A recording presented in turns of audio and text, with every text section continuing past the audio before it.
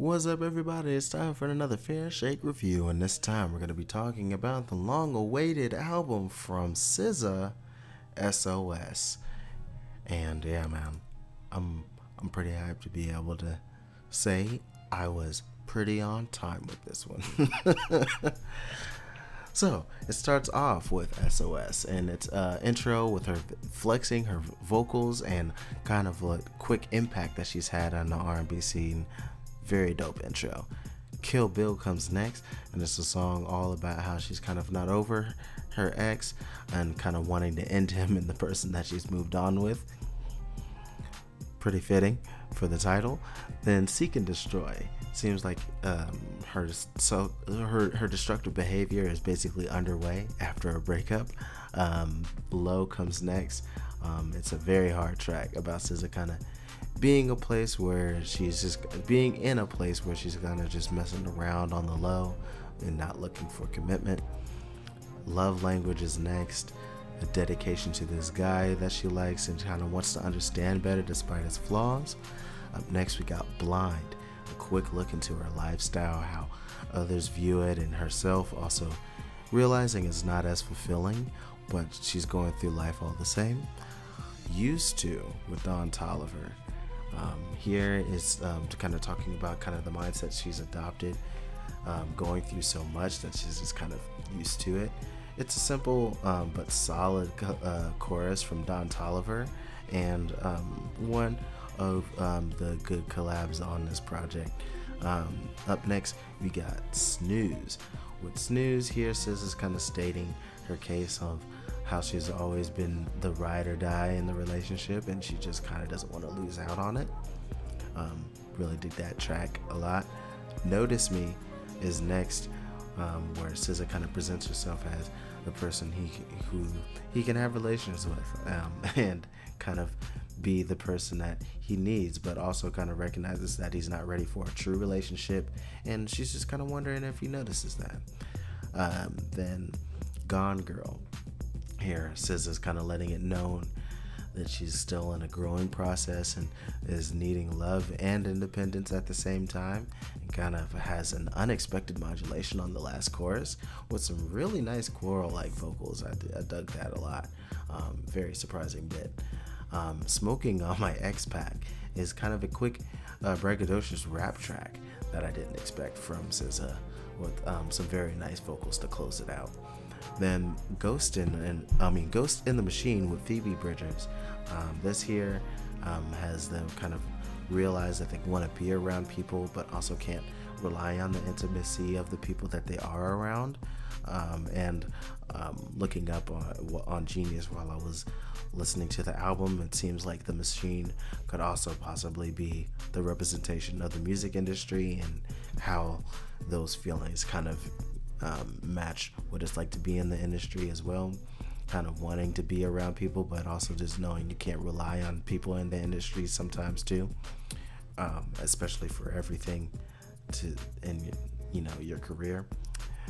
Up next, F2F is a very surprising kind of light pop rock tune about kind of escaping through sex to mask the pain of not being with the one that she really wants. Didn't quite do it for me, but it was definitely quite a surprise to hear. And then Nobody Gets Me is an acoustic guitar led track where she kind of confesses to the man that she let get away, that she's kind of convinced that he's the only one that understands her. Really enjoyed the sentiment of the track, but still don't see myself returning to it super often. But up next, we do have Conceited, which is a very, very fun track where Sis is just kind of being as conceited as she wants to be. So I did enjoy that. Special comes next, where she feels like she changed for a guy to be like another girl who had her jealous and just kind of wanted to be seen as special. And I enjoyed the way this one came through as well. Too Late is next, where after spending some time to herself, she kind of knows what she wants, and it's kind of a relationship with this particular person of interest. Then Far has her dealing with some rejection and just kind of learning kind of the freedom from the unhealthy relationships, though she's kind of far from the girl that she used to be now. Shirt comes next, and it just kind of sounds like a song with her going through more growing pains to kind of get to know what she wants for herself in love and in life.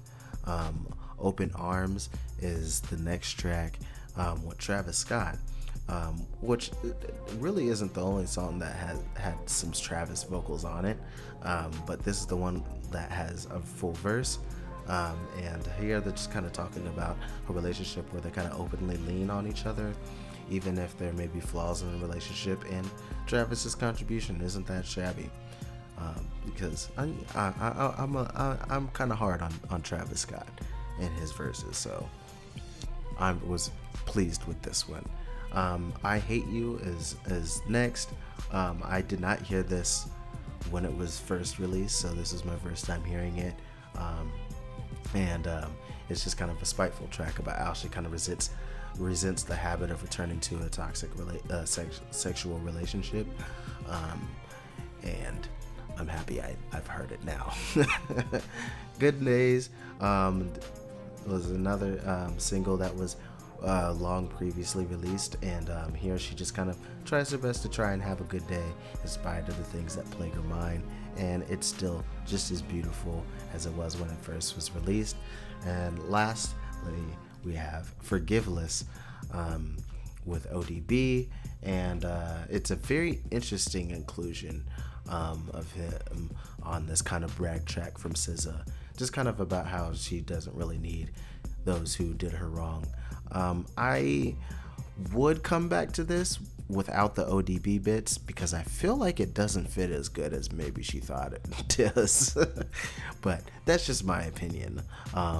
Overall, though, there's a lot of very, very fantastic tracks on here, and it's really showing various sides of SZA's style. It still heavily leans in the R&B territory of things, but the production can get more experimental and sometimes acoustic with varying degrees of success.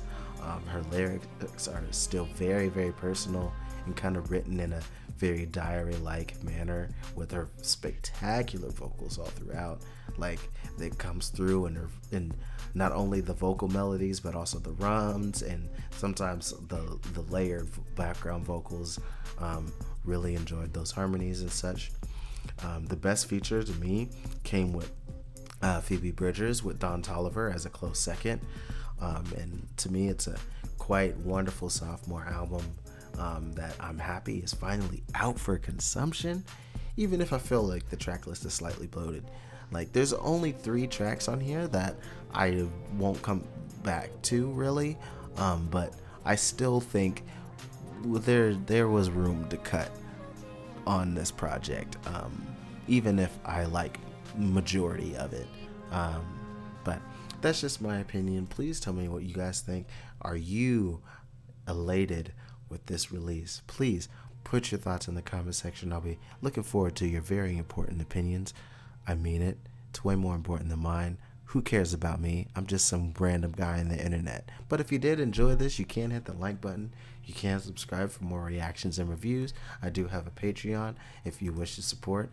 Thank you to the patrons who are already doing so and getting a little bit of extra content, whether it be your early access things, mainly some extra K-pop reactions and such. I just want to thank all of you so much for watching. So that's going to conclude this video. Until next time, much love, peace, threes.